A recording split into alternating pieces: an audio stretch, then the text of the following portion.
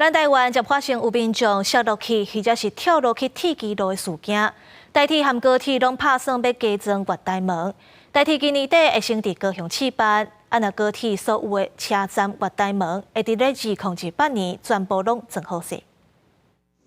交通部长陈世凯头一届去立法院交通委员会备询，立委重点放伫安全议题。立委李坤照指出讲，台铁到8月份为止，计共发生35件人甲物件落落去轨道的事件。不过月台门建伫的机亭煞输高铁忝忝。在高雄试办的这一组月台门哈，我们预计是在年底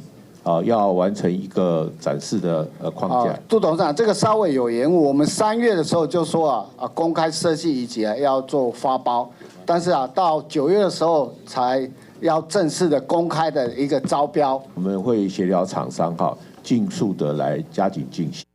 高铁表示，除了台北站已经有月台门，优先装置的车站会伫风较头的新竹，还佫有人较侪的邦桥。另外，询问到进前发生东海大学女学生行伫斑马线煞不幸互弄死，交通部长陈世凯回应讲，台中最近道安数据确实无理想，会进一步要求地方政府来改善。在您就任后的半年，您有没有给自己一个相关的目标？希望国内的行人 A1 的事故，在您就任后的半年，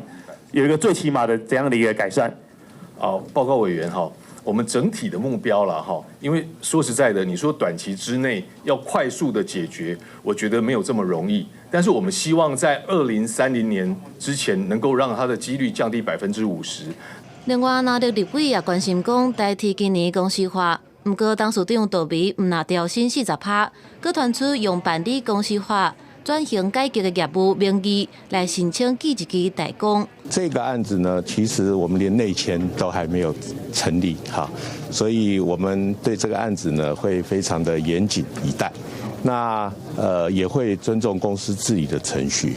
杜眉表示，台铁公司的奖励甲处罚的做法，公司治理有各项的规定，代表会非常的斟酌，也会尊重公司治理的程序。